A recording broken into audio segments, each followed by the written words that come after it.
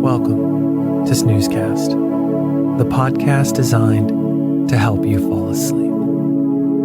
If you enjoy our show, please write a review on the podcast's app. Please know that we read and appreciate every single one. Find us on snoozecast.com and follow us on Instagram at snoozecast to find behind-the-scenes content. This episode is brought to you by our Patreon supporters, including our newest patron, Deborah. Thanks, Deborah. And also by Twilight Superstitions.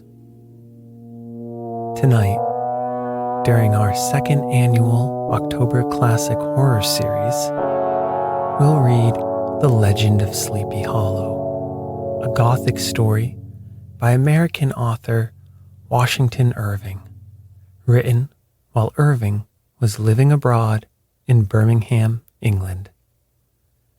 It is among the earliest examples of American fiction with enduring popularity, especially during Halloween. The Headless Horseman was believed to be a Hessian soldier. Hessians was what the Americans called German soldiers who fought for the British during the Revolutionary War. If you enjoy this story, be sure to check out Snoozecast's earlier episode of Rip Van Winkle, Part 1 and Part 2, also written by Irving.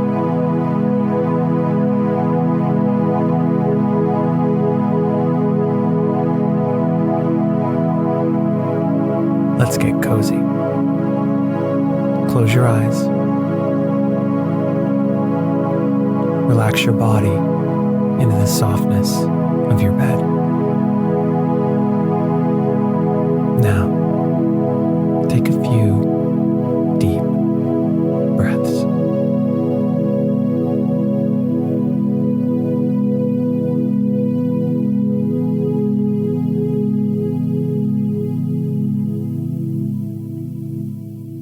The Legend of Sleepy Hollow.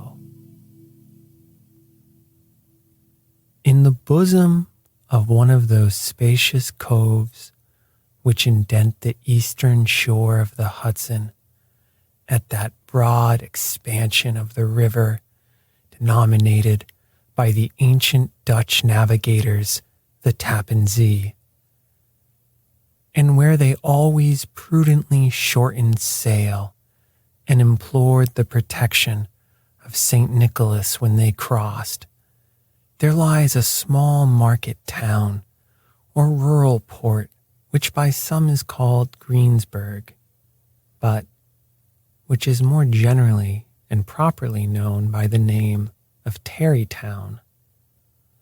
This name was given, we are told in former days, by the good housewives of the adjacent country, from the propensity of their husbands to linger about the village tavern on market days. Be that as it may, I do not vouch for the fact, but merely advert to it, for the sake of being precise and authentic. Not far from this village, perhaps about 2 miles, there is a little valley, or rather lap of land among high hills, which is one of the quietest places in the whole world. A small brook glides through it, with just murmur enough to lull one to repose, and the occasional whistle of a quail or tapping of a woodpecker is almost the only sound that ever breaks in upon the uniform tranquility. I recollect that, when a stripling, my first exploit in squirrel shooting was in a grove of tall walnut trees that shades one side of the valley. I had wandered into it at noontime, when all nature is strangely quiet, and was startled by the roar of my own gun, broke the Sabbath stillness around and was prolonged and reverberated by the angry echoes. If ever I should wish for a retreat whither I might steal from the world and its distractions and dream quietly away the remnant of a troubled life, I know of none more promising than this little valley. From the listless repose of the place and the strange character of its inhabitants, who are descendants from the original Dutch settlers, this sequestered glen has long been known by the name of Sleepy Hollow, and its rustic lads are called the Sleepy Hollow Boys throughout all the neighboring country. A drowsy, dreamy influence seems to hang over the land and to pervade the very atmosphere. Some say that the place was bewitched by a high German doctor during the early days of the settlement. Others, that an old Indian chief, the prophet or wizard of his tribe, held his powwows there before the country was discovered by Master Hendrik Hudson. Certain it is, the place still continues under the sway of some witching power that holds a spell over the minds of the good people, causing them to walk in a continual reverie. They are given to all kinds of marvelous beliefs, are subject to trances and visions, and frequently see strange sights and hear music and voices in the air. The whole neighborhood abounds with local tales, haunted spots, and twilight superstitions. Stars shoot, and meteors glare oftener across the valley than in any other part of the country.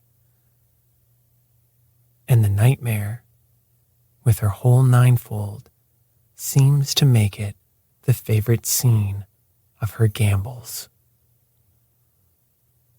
The dominant spirit, however, that haunts this enchanted region and seems to be commander-in-chief of all the powers of the air, is the apparition of a figure on horseback without a head. It is said by some to be the ghost of a Hessian trooper, whose head had been carried away by a cannonball in some nameless battle during the Revolutionary War, and who was ever and anon seen by the country folk hurrying along in the gloom of night as if on the wings of the wind. His haunts are not confined to the valley, but extend at times to the adjacent roads, and especially to the vicinity of a church at no great distance. Indeed, certain of the most authentic historians of those parts, who have been careful in collecting and collating the floating facts concerning this spectre, allege that the body of the trooper having been buried in the churchyard, the ghost rides forth to the scene of battle in nightly quest of his head, and that the rushing speed with which he sometimes passes along the hollow, like a midnight blast, is owing to his being belated and in a hurry to get back to the churchyard before daybreak. Such is the general purport of this legendary superstition, which has furnished materials for many a wild story in that region of shadows, and the spectre is known at all the country firesides by the name of the Headless Horseman of Sleepy Hollow. It is remarkable that the visionary propensity I have mentioned is not confined to the native inhabitants of the valley, but is unconsciously imbibed by every one who resides there for a time. However wide awake they may have been before they entered that sleepy region, they are sure, in a little time, to inhale the witching influence of the air and begin to grow imaginative, to dream dreams and see apparitions. I mention this peaceful spot with all possible laud, for it is in such little retired Dutch valleys, found here and there, embosomed in the great state of New York, that population, manners, and customs remain fixed, while the great torrent of migration and improvement, which is making such incessant changes in other parts of this restless country, sweeps by them unobserved. They are like those little nooks of still water which border a rapid stream, where we may see the straw and bubble riding quietly at anchor, or slowly revolving in their mimic harbor, undisturbed by the rush of the passing current. Though many years have elapsed since I trod the drowsy shades of Sleepy Hollow, yet I question whether I should not still find the same trees and the same families vegetating in its sheltered bosom. In this by-place of nature there abode, in a remote period of American history, that is to say, some 30 years since, a worthy wight of the name of Ichabod Crane, who sojourned, or, as he expressed it, tarried in Sleepy Hollow, for the purpose of instructing the children of the vicinity. He was a native of Connecticut, a state which supplies the Union with pioneers for the mind as well as for the forest, and sends forth yearly its legions of frontier woodmen and country schoolmasters. The cognomen of Crane was not inapplicable to his person. He was tall, but exceedingly lank, with narrow shoulders, long arms and legs, hands that dangled a mile out of his sleeves, feet that might have served for shovels, and his whole frame most loosely hung together. His head was small and flat at top, with huge ears, large green glassy eyes, and a long snipe nose, so that it looked like a rooster perched upon his spindle neck to tell which way the wind blew. To see him striding along the profile of a hill on a windy day, with his clothes bagging and fluttering about him, one might have mistaken him for the genius of famine descending upon the earth, or some scarecrow eloped from a cornfield. His schoolhouse was a low building of one large room, rudely constructed of logs, the windows partly glazed and partly patched with leaves of old copybooks. It was most ingeniously secured at vacant hours by a withe twisted in the handle of the door and stakes set against the window shutters, so that though a thief might get in with perfect ease, he would find some embarrassment in getting out, an idea most probably borrowed by the architect, Joost van Houten, from the mystery of an eel pot. The schoolhouse stood in a rather lonely but pleasant situation just at the foot of a woody hill, with a brook running close by, and a formidable birch tree growing at one end of it. From hence, the low murmur of his pupils' voices conning over their lessons might be heard in a drowsy summer's day, like the hum of a beehive, interrupted now and then by the authoritative voice of the master in the tone of command, or, peradventure, by the appalling sound of the birch as he urged some tardy loiterer along the flowery path of knowledge. Truth to say, he was a conscientious man, and ever bore in mind the golden maxim, spare the rod and spoil the child. Ichabod Crane's scholars certainly were not spoiled. I would not have it imagined, however, that he was one of those cruel masters of the school who joy in the smart of their subjects. On the contrary, he administered justice with discrimination rather than severity, taking the burden off the backs of the weak and laying it on those of the strong. Your mere puny stripling that winced at the least flourish of the rod was passed by with indulgence, but the claims of justice were satisfied by inflicting a double portion of some little tough, wrong-headed, broad-skirted Dutch urchin who sulked and swelled and grew dogged and sullen beneath the birch.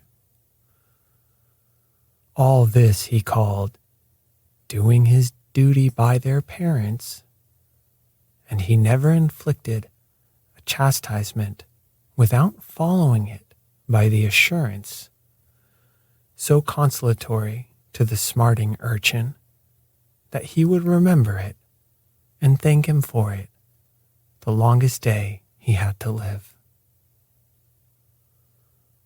When school hours were over, he was even the companion and playmate of the larger boys, and on holiday afternoons would convoy some of the smaller ones home, who happened to have pretty sisters or good housewives for mothers, noted for the comforts of the cupboard.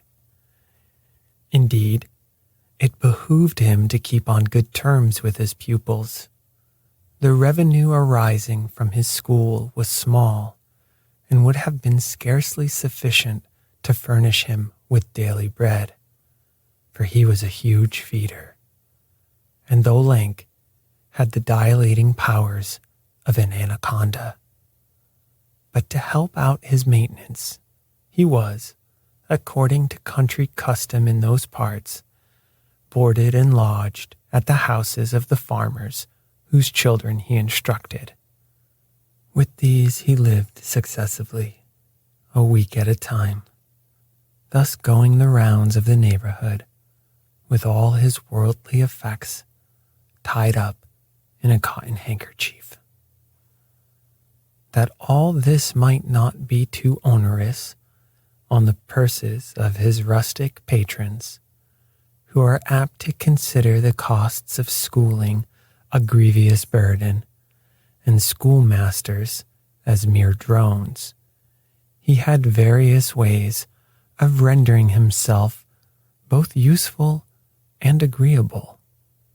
He assisted the farmers occasionally in the lighter labors of their farms, helped to make hay, mended the fences, took the horses to water, drove the cows from pasture, and cut wood for the winter fire. He laid aside, too, all the dominant dignity and absolute sway with which he lorded in his little empire, the school, and became wonderfully gentle and ingratiating. He found favor in the eyes of the mothers by praising the children, particularly the youngest. And like the lion bold, which will whom the lamb did hold, he would sit with a child on one knee and rock a cradle with his foot for whole hours together. In addition to his other vocations, he was the singing master of the neighborhood and picked up many bright shillings by instructing the young folks in psalm. It was a matter of no little vanity to him on Sundays to take his station in front of the church gallery with a band of chosen singers where, in his own mind, he completely carried away the palm from the parson. Certain it is, his voice resounded far above all the rest of the congregation, and there are peculiar quavers still to be heard in that church, and which may even be heard half a mile off, quite to the opposite side of the mill pond on a still Sunday morning, which are said to be legitimately descended from the nose of Ichabod Crane. Thus, by divers little makeshifts, in that ingenious way which is commonly denominated by hook and by crook, the worthy pedagogue got on tolerably enough, and was thought by all who understood nothing of the labor of head work to have a wonderfully easy life of it. The schoolmaster is generally a man of some importance in the female circle of a rural neighborhood, being considered a kind of idle, gentleman-like personage of vastly superior taste and accomplishments to the rough country swains, and, indeed, inferior in learning only to the parson. His appearance, therefore, is apt to occasion some little stir at the tea-table of a farmhouse, in the addition of a dish of cakes or sweetmeats, or, peradventure, the parade of a silver teapot. Our man of letters, therefore, was quite happy in the smiles of all the country damsels.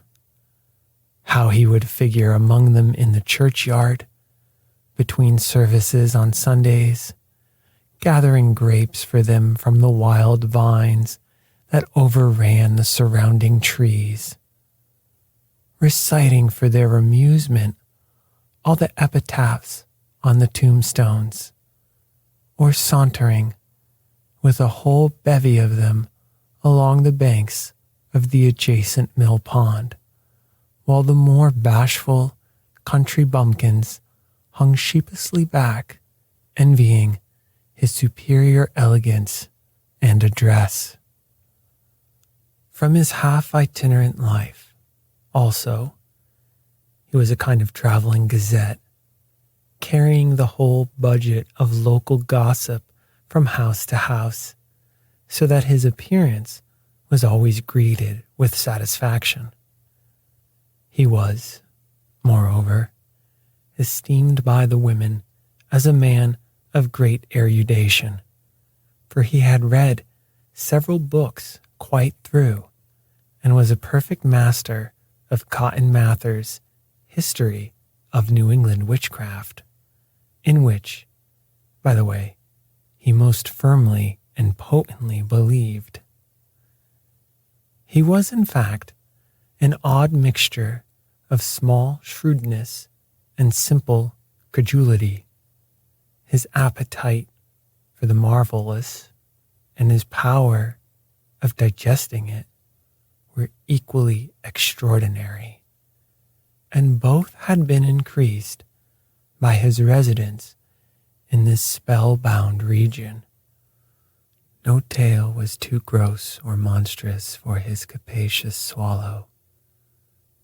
It was often his delight, after his school was dismissed in the afternoon, to stretch himself on the rich bed of clover bordering the little brook that whimpered by his schoolhouse, and there con over old Mather's direful tales, until the gathering dusk of evening made the printed page a mere mist before his eyes.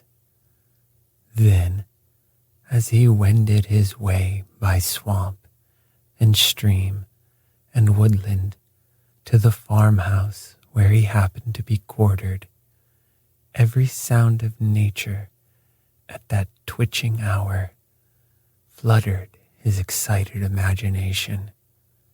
The moan of the whippoorwill from the hillside, the boding cry of the tree toad, the harbinger of storm, the dreary hooting of the screech owl, or the sudden rustling in the thicket of birds frightened from their roost.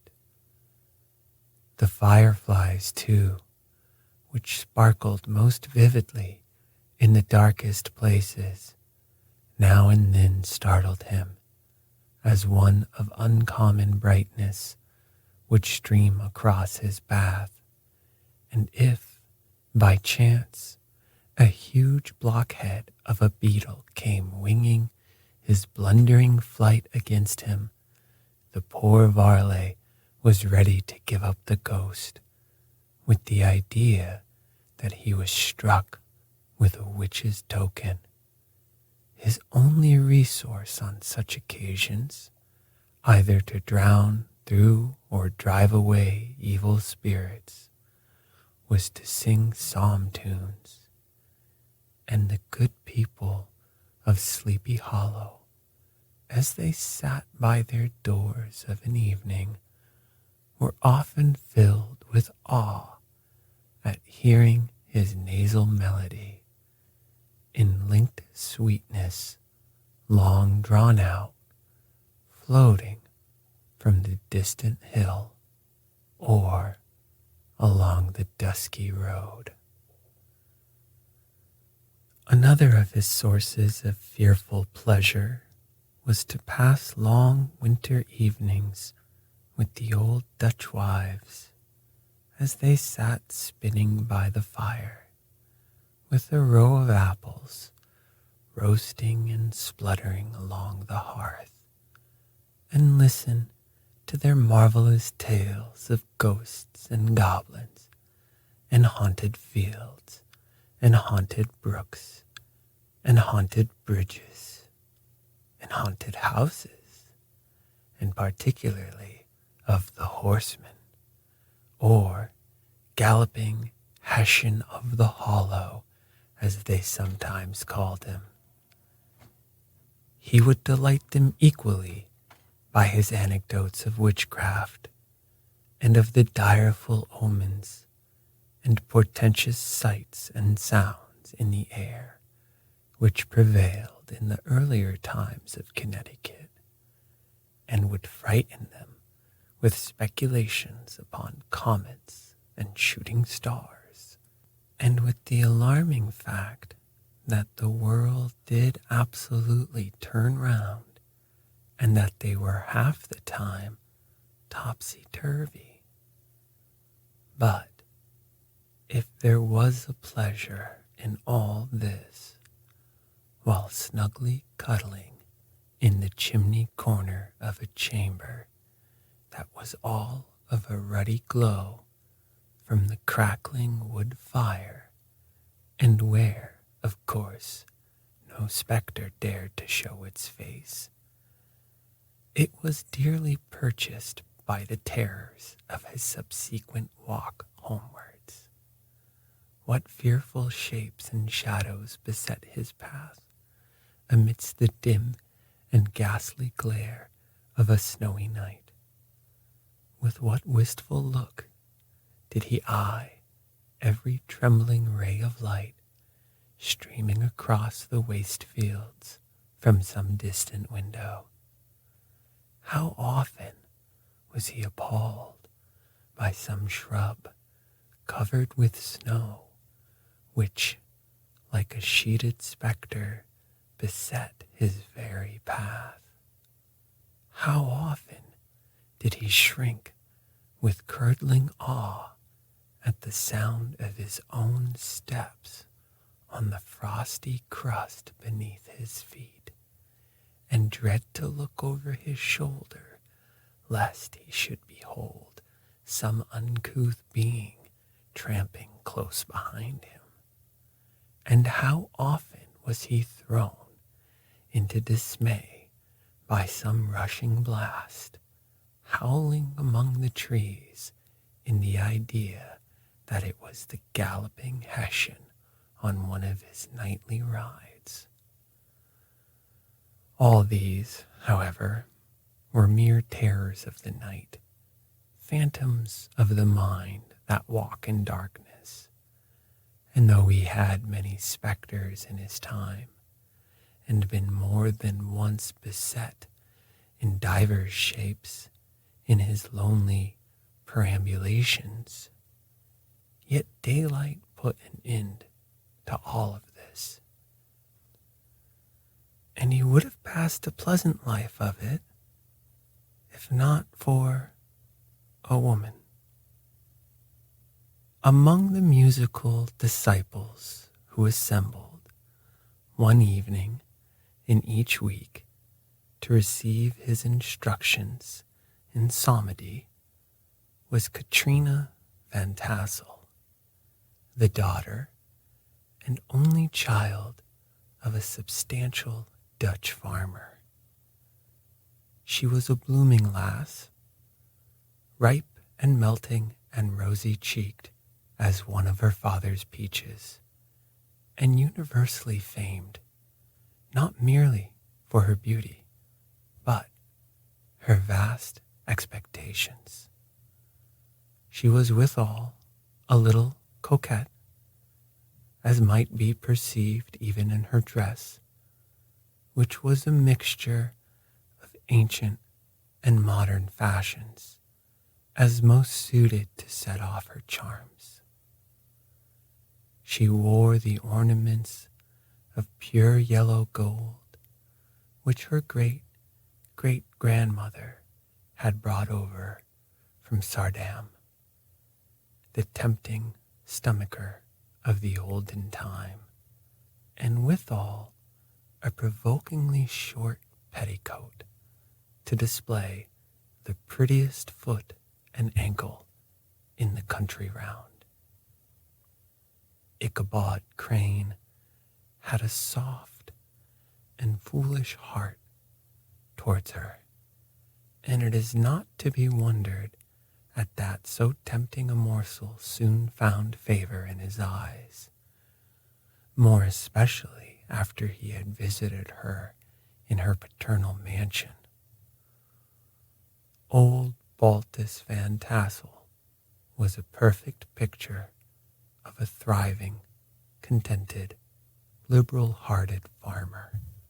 He seldom, it is true, sent either his eyes or his thoughts beyond the boundaries of his own farm, but within those everything was snug, happy, and well-conditioned. He was satisfied with his wealth, but not proud of it, and piqued himself upon the hearty abundance rather than the style in which he lived. His stronghold was situated on the banks of the Hudson, in one of those green, sheltered, fertile nooks in which the Dutch farmers are so fond of nestling.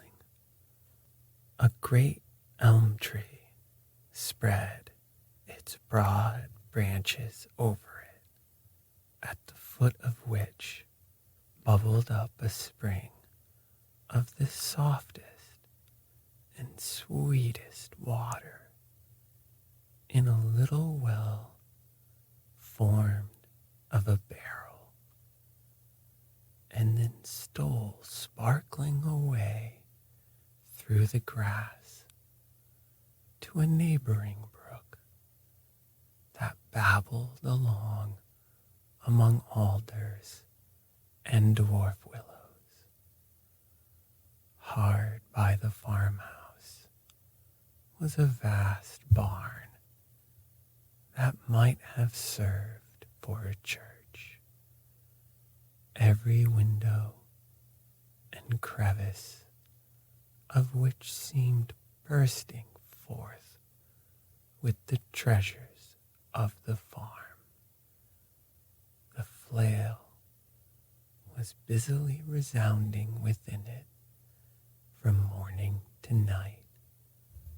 Swallows and martins skimmed twittering about the eaves, and rows of pigeons, some with one eye turned up, as if watching the weather, some with their heads under their wings or buried in their bosoms, and others swelling and cooing and bowing about their dames, or enjoying the sunshine on the roof. Sleek, unwieldy porkers were grunting in the repose and abundance of their pens, from whence sallied forth, now and then, troops of sucking pigs, as if to sniff the air. A stately squadron of snowy geese were riding in an adjoining pond, convoying whole fleets of ducks. Regiments of turkeys were gobbling through the farmyard, and guinea fowls fretting about like ill-tempered, with their peevish, discontented cry. Before the barn door strutted the gallant rooster, that pattern of a husband, a warrior, and a fine gentleman, clapping his burnished wings and crowing in the pride and gladness of his heart, sometimes tearing up the earth with his feet, and then generously calling his ever-hungry family of wives and children to enjoy the rich morsel which he had discovered.